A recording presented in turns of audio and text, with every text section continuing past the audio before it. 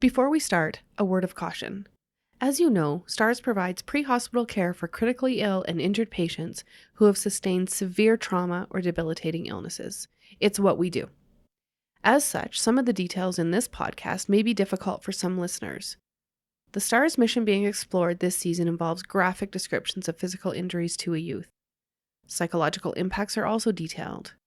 The patient's family and supporters have generously allowed us to tell this story as a personalized insight into STARS. And for that, we are genuinely grateful.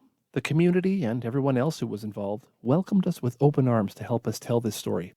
Having spent time with about 20 people researching it and recording interviews on the phone, virtually, in studio, and right at the scene of the incident, we can tell you this.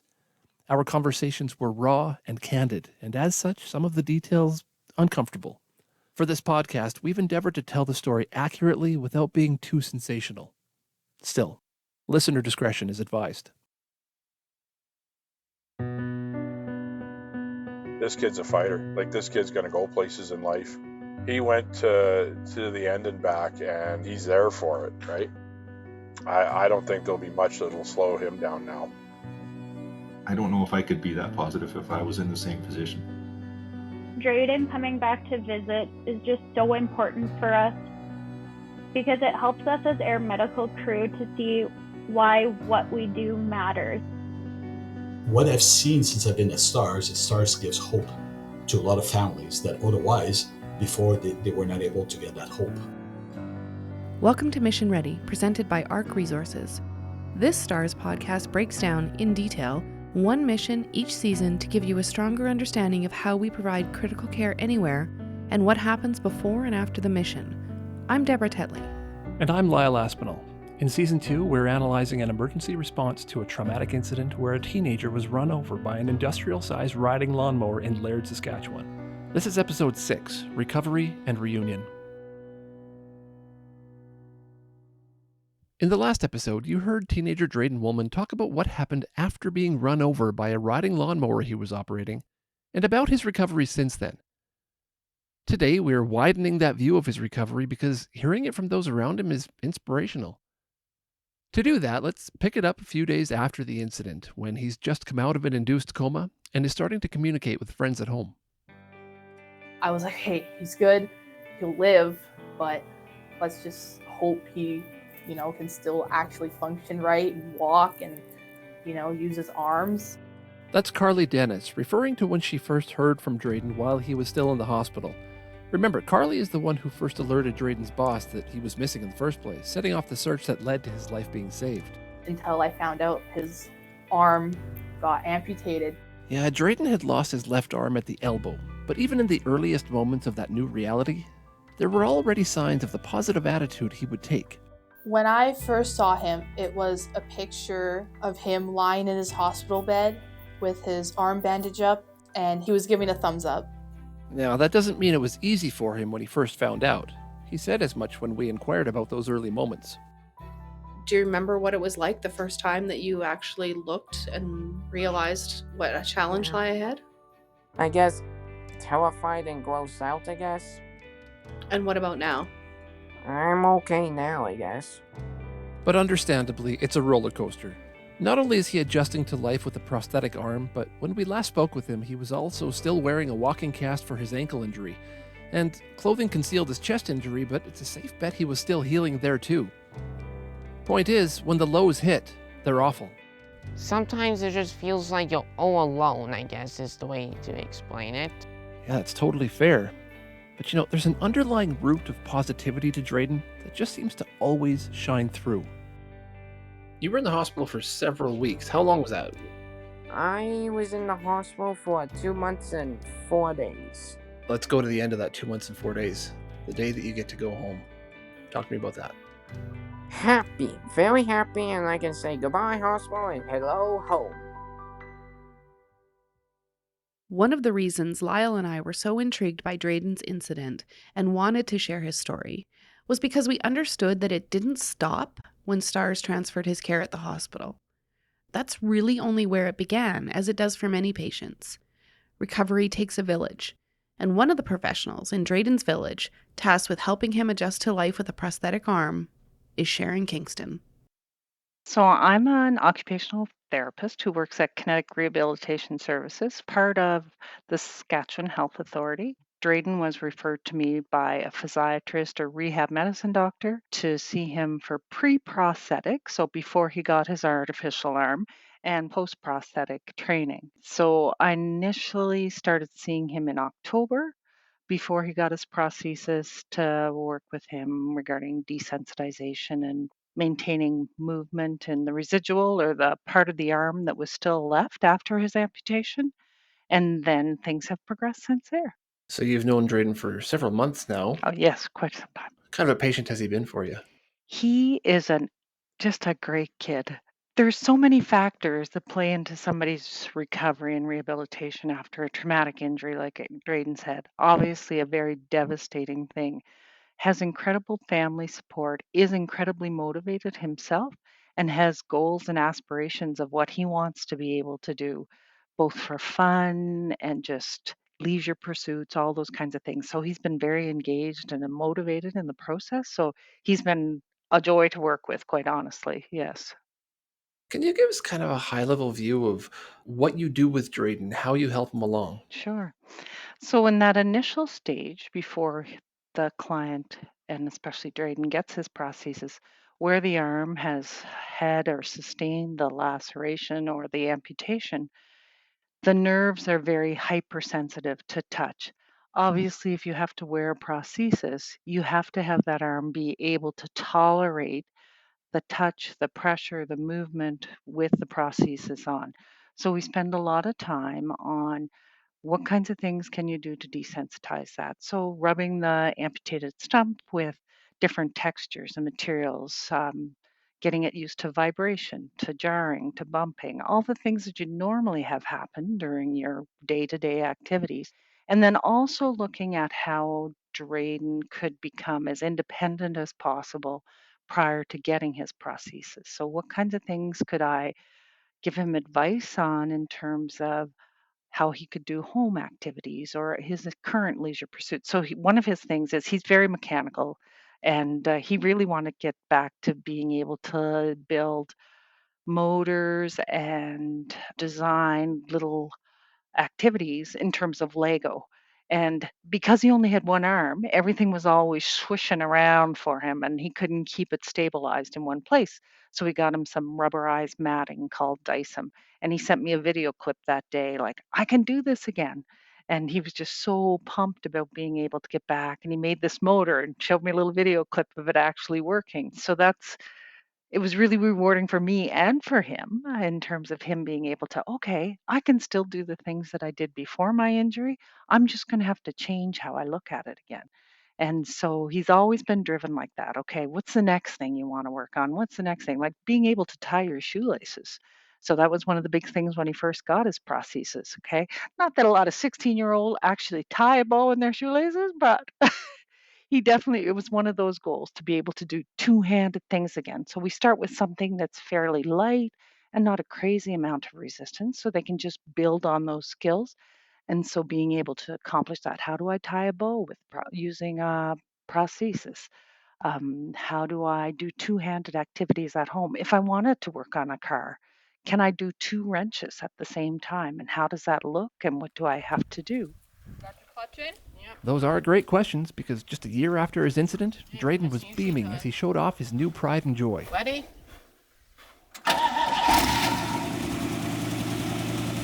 She's a 1958 Pontiac with a 283 V8 in her.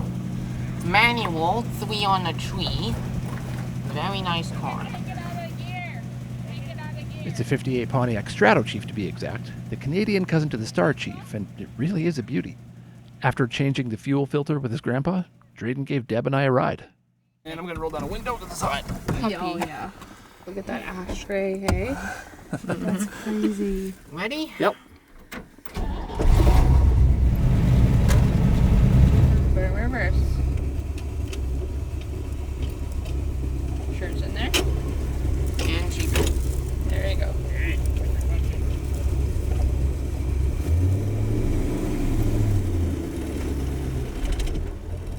I gotta say, watching Drayden work through the gears on a manual transmission is a great view into the kind of determination his occupational therapist Sharon sees in him.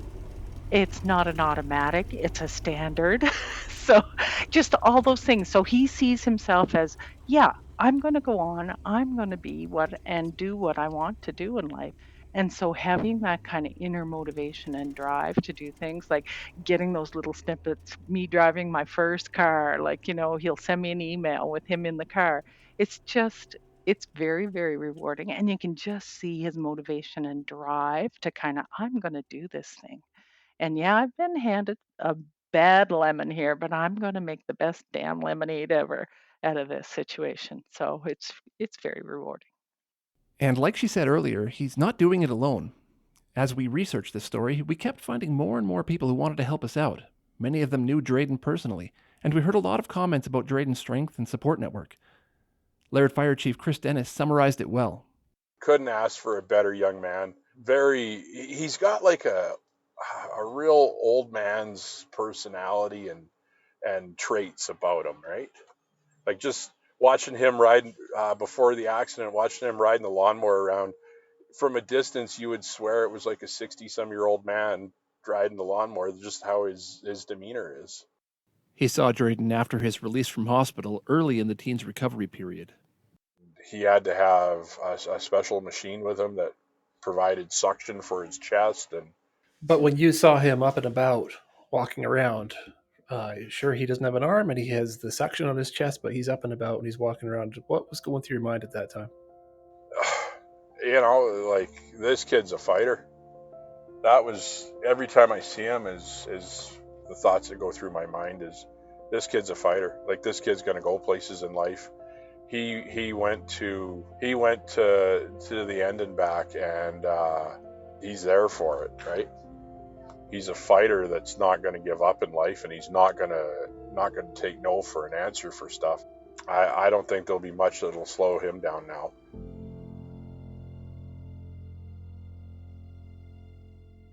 When you drive into Laird, a sleepy little village of just roughly 250 people stuck in the middle of smoothly flat Saskatchewan prairie, you're greeted by a telling sign. Our sign, when you first come into town, it says "Welcome to Laird," and then it says "The community that pulls together." And I can truly say that happens. That when anything goes on, that we're always, like, everybody's always involved. And we tried to do our best to support everybody. You might recognize that voice from previous episodes. It's Christine Woolman, Drayden's mum, who was by Drayden's side before the firefighters even lifted the lawnmower off him, and who has been a rock for him throughout his recovery. First responder Kevin Burrell, who lived in nearby Waldheim when the incident occurred, knows Christine and was amazed by her strength and the community that has buoyed the Woolman family all along. Yeah, through the whole thing, I don't know how she does it. It's true. Yeah, she's an amazing person. She stayed so positive. The whole family did. And I don't know if I could be that positive if I was in the same position. Did she have the town rally around? Did the family have the town rally around them? I know it's a small place, but was there a lot of community support? Yeah, that was another amazing thing. The whole town got behind her and did what they needed to do. It was a week later. I was attending a golf tournament, Jordan Zacharias golf tournament. Jordan Zacharias was a girl from Waldheim that died of cancer while she was in high school. Her family started this fund because they wanted to help families that were going through what they went through. So I'm at the golf tournament, and I know the people that are on the board a little bit because some of them are from Waldheim. And the golf tournament's over. We had a great time. Raised a lot of money for that cause. And I was talking to one of the people there, and I said, hey, you know what? I don't know if you know about this incident in Laird, but if anybody could use some help, I think they could. A day later, I got a text from them and said, we're sending them a gas card. They gave them enough so that Christine could drive to the hospital and back every day. And they weren't the only ones to help out. A GoFundMe raised thousands to help cover expenses while Christine, a single mom, was juggling work and Drayden's medical appointments in the city, which was a 45-minute drive away. On top of that, people began dropping off flowers at her house where her other son, Kayston, who's a couple years older than Drayden, was holding down the fort. Kaysen said that at first it was a little overwhelming, but then he said that people came in like because they were bringing flowers, and so I posted on the thing. I says that I really enjoy the flowers, but I'm not going to be home to enjoy them. So I said that if people would like to buy me flowers, they can buy me outside flowers, right? So that everybody can enjoy them. So then there was people bringing flowers for that. So I thought that was pretty cool because I always tried to do my best to decorate my yard nice in the summer. And this was the one summer that I didn't get to do that. And so it was nice to see other people helping out with doing something like that. And people would be dropping meals off for Kasten. And we had a couple of friends who took Kasten in to feed him and whatnot because it was like I was at the hospital uh, day, and then every second night at first I was coming home, and then after the ICU then I pretty much stayed the whole week, and then I would just come home in the evening on the weekends and then come back during the day. But there was so many people that it was amazing. One of those people was Carly Dennis, who you heard at the beginning of this episode. She's a friend of Drayden's, and it was she who first alerted village foreman Warren Peters that Drayden was missing, setting off the manhunt that led him to being saved in the nick of time. She was part of the hands-on effort to help out the Woolman family. Basically, Christine was living at the hospital almost, and because she took a lot of time off of work, and basically we did this thing where we'd put money in an envelope and we'd go around to every single house and donate money, and we'd give the envelope to Christine, and also for Kasten too, because he's 18 and he's in school and working. So, but he took time off of work too. So, Wow. It's pretty wild. Do you ever look and think, I can't believe that I was a part of this? oh yeah, I do all the time. He's really lucky that you were a part of it. You could have just went and knocked on his door and went home. And Yeah. that was that. Yeah. No, I think to myself, like, if I didn't see Warren or if I just didn't talk to him or anything, then it would have gone bad. It would have been basically it for him. But I'm glad I did. So are the rest of us. Yeah. And now, a quick word from our Season 2 sponsor. As Canada's third largest natural gas producer and the largest producer of condensate, ARC Resources is proud to play an important role in the responsible development of Canada's energy resources. In delivering those resources, safety is the number one priority, always. And it's that core value that makes ARC's partnership with STARS a natural fit. It's our shared goal to ensure that everyone arrives home safely at the end of the day. Learn more about how ARC is leading the way for safe and responsible energy development at arcresources.com.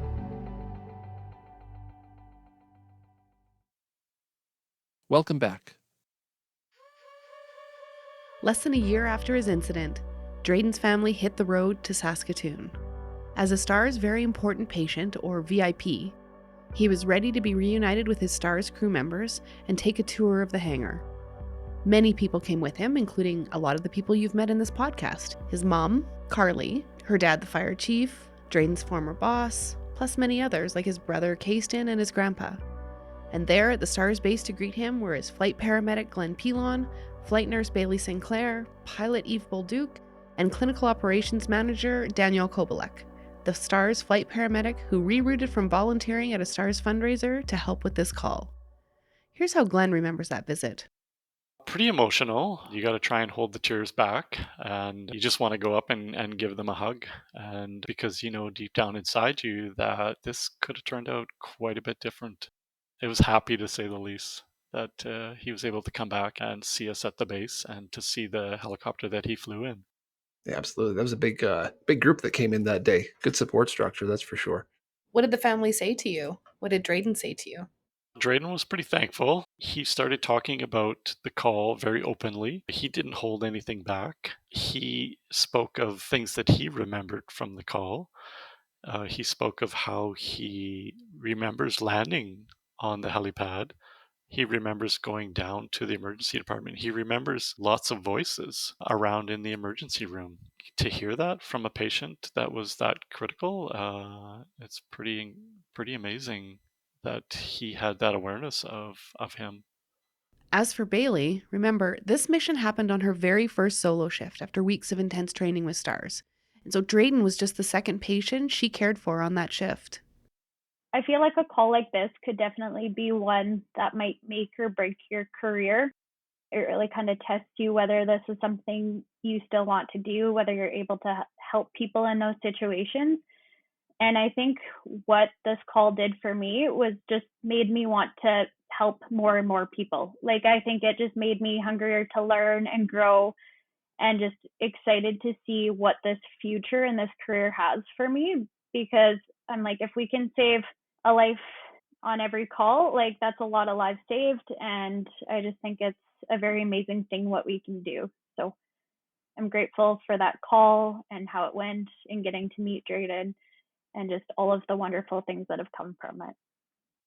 So when Drayden came in that day into the hangar, I remember feeling before the visit very nervous, unsure. I knew it could be a very emotional meeting because it was a very emotional call for me. However, I think to see him doing so well and to be so happy and excited to be there and to meet his crew, I think that took away all of my worries of the nervousness, and it was just such a fantastic moment to see Drayden and how well he was doing. Yeah, he was fascinated. We talked about it, sitting in the back, sitting in the front. He was fascinated by a lot of it. What kind of questions was he asking you? I remember Drayden asking like where he was in the helicopter, where his mom was. He asked a bit about the equipment we used, the monitors, the ventilator, lots of different things like that. And he also definitely had a great interest in the helicopter itself, which thankfully we had our pilots there to help answer some of those questions, because they know a lot more about that stuff than I do. Drayden and his brother Kasten grilled pilot Eve Bolduc with questions.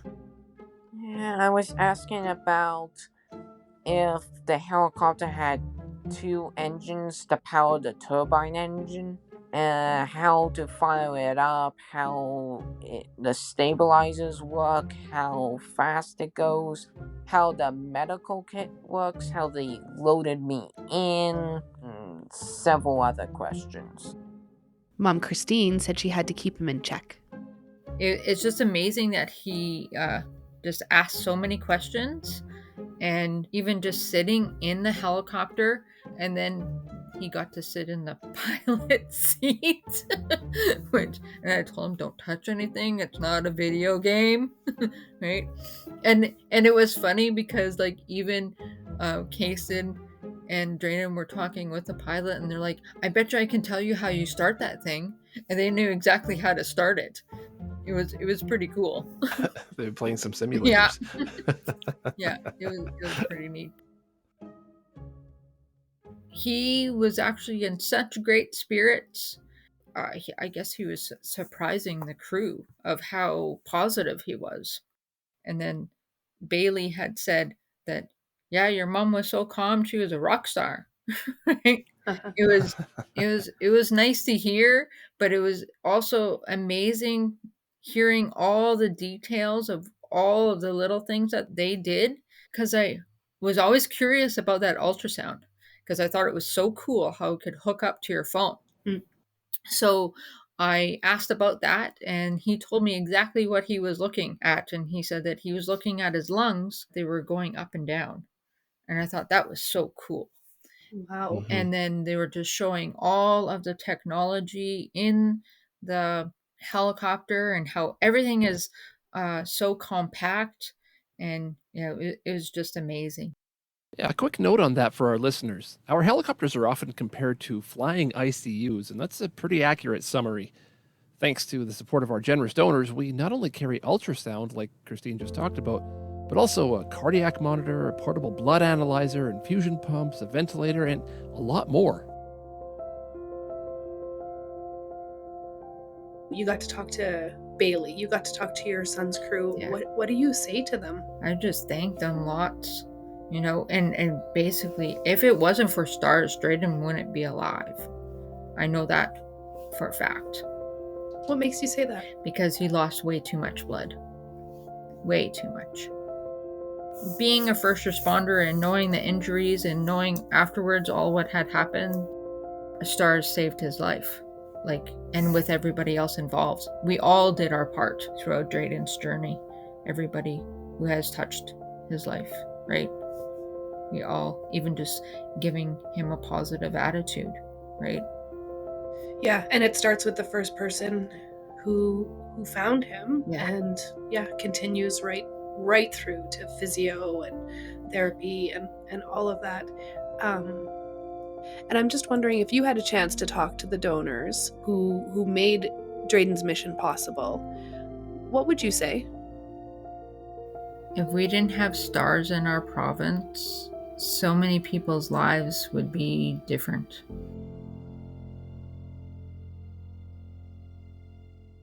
Pilot Yves Bolduc made it a priority to attend the VIP visit at the base that day in Saskatoon. He was conscious going in of just how difficult it might be for the visiting family. So it's very, very neat when we see a VIP wanting to come back, to Stars, meet the crew.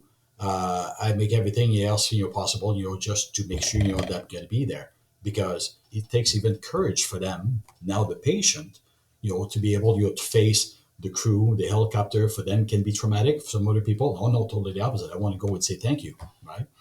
And just to hear their story, because there's healing in speaking. If you go to a traumatic event and whatnot, if you can find someone that you trust, just speaking would help your mind, put things, back in the files in the right place. But if you keep everything inside, you never talk about it, it's just gonna keep on messing with you. It's so nice to be able, and for me, I feel like thank you by saying thank you to those people, those VIP that are coming in, because you're closing the loop for us, right? We're seeing someone that made it. What I've seen since I've been at Stars is Stars gives hope to a lot of families that otherwise, before they were not able to get that hope. Bailey said VIP visits are just as valuable for Stars crew members as they are for the patients. I think that Drayden coming back to visit is just so important for us because it helps us as air medical crew to see why what we do matters. That we are saving lives, that we are helping people move on to the next step of their journey. And I just think it's so rewarding because sometimes you don't always get to see the patient outcome or what happens. You're just such a short part of their journey, but to see the full circle and his recovery, it just makes it so worthwhile what you're doing. And it just is so rewarding to be able to help out people where they need it the most. Danielle Kobalak, the off-duty Stars paramedic who was called to help at the scene, echoed those thoughts. I'm always in awe of our VIPs and how an amazing outlook on life they have and just how upbeat they are. And it's always a good reminder to live life to your fullest, because these people, in a lot of cases, have been given a second chance at life, and they come with just such an amazing outlook on life after that. It's great to see. Of all the Stars crew members who were at the scene of Drayden's accident, the only one who couldn't make it to the reunion was Alex Pera, the safety pilot. We talked back in episode 3 about how much he loved helping crew. He can be forgiven for not making it to the reunion. Alex had moved on to a different flying career overseas just days after Drayden's mission, but we were able to reach him online in Germany, and he had a message for Drayden. Hopefully the kid can hear me. I say hi to him, and I'm really glad that he is okay now. Knowing that he's a VIP patient makes me feel really happy. Really happy that all that 4 times that I went back to the helicopter running out of breath were really worth it. So I'm happy to hear that. On the next Mission Ready, the final episode in Season 2. Pretty difficult at first just to come to grips with it. Definitely things that are bothered for a while. And I mean, they probably will for maybe years, I don't know. And that's why I say mental health is so important. Those calls stay with you, they're a burden. So important to have those coping mechanisms, to talk to people. You'll never get those images out of your brain completely, but you learn to live with it. Mission Ready, presented by ARC Resources, is produced in-house by me, Deborah Tetley, And me, Lyle Aspinall. Watch video clips from this season at stars.ca/missionready. Mission Ready contains original theme music by Kaya Gamble, whose dad was a longtime Stars pilot and whose mom was once a transport physician. Check her out at kayagamble.com. Please rate and review Mission Ready wherever you found it, and be sure to tell your friends about it. Also, check out Season 1. Want to be a STARS ally? Get involved and support our mission by visiting stars.ca. Until next time, thanks for listening.